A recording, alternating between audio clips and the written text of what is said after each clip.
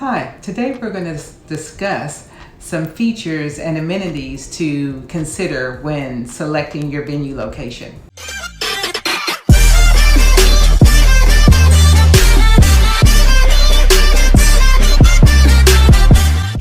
Hi, I'm Bonnie Hawthorne. I am the owner of BR Hawthorne Teaches, and I'm a venue coach and consulting for new and would-be venue owners. So let's jump right into it. So if you see me look down, I'm going to be looking at my notes. I don't want to be all over the place, and I want to make the best use of our time that we have today. So the first thing that you want to consider is the capacity and size.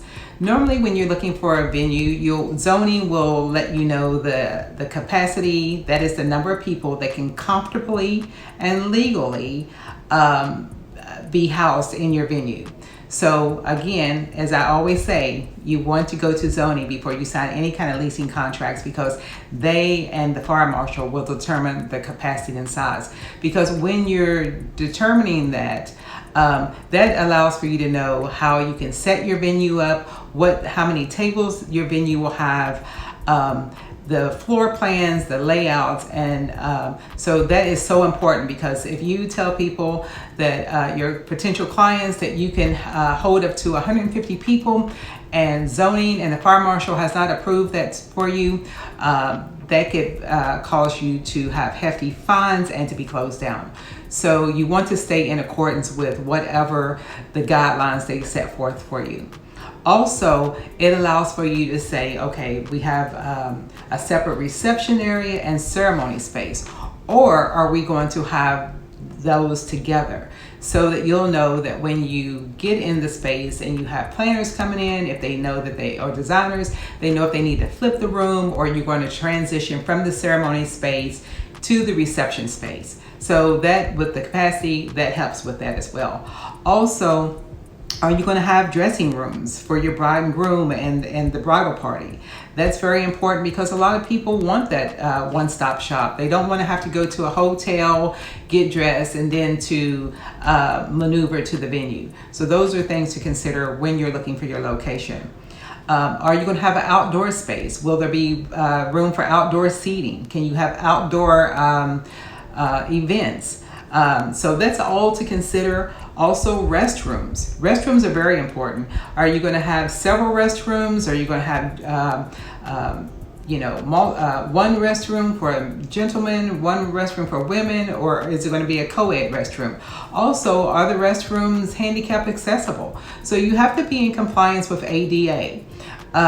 You need to really understand what ADA is. If your building is grandfathered in, which zoning can also help you with that, but you need to be in ADA compliance. If not, that's another reason you can be fined.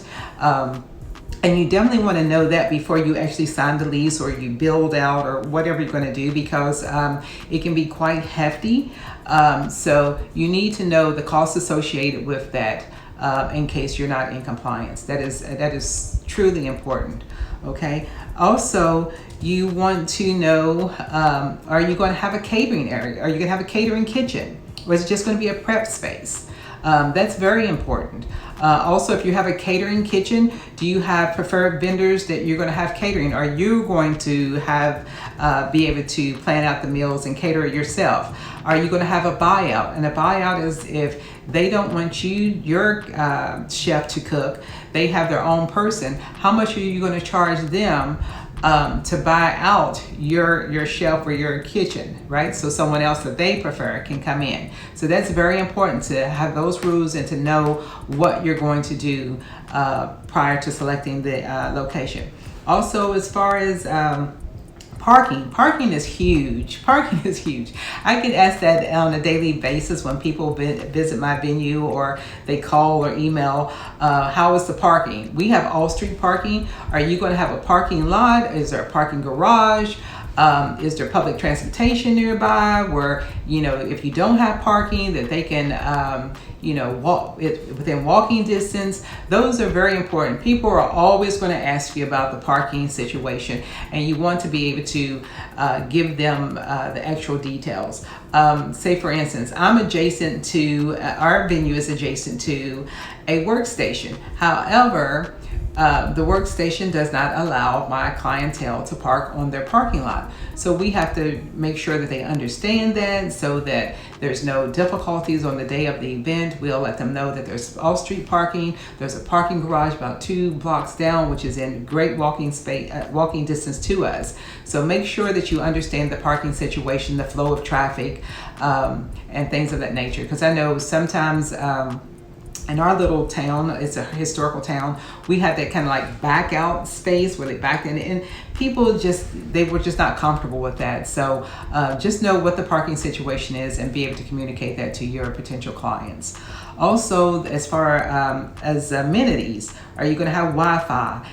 Technology. Are you going to have this projector screens? Are you going to offer chairs, tables, linens, flatware, silverware? And if not, do you have a list of vendors that can provide those services? Do you have a preferred vendors list with wedding planners, decorators, so that people can know what all your amenities are? You need to make sure that you have your rules in place for your vendors so that you can communicate those to your clients when they ask you. Those are all some very important things that you really need to consider prior to choosing your location. The ambiance, are you in a safe area? And when I talk about the ambiance, I'm talking about the ambiance of the space. Is it cozy? Is it elegant? Is it rustic? The lighting, things of that nature. You really need to consider all of that before choosing an actual venue space. There is a lot to consider other than, I like this building, I like the brick walls, I like the stone and all of the curb appeal, which is all important. But when you actually get into the space, you need to understand how you're going to operate that. And that is just as important as selecting your space.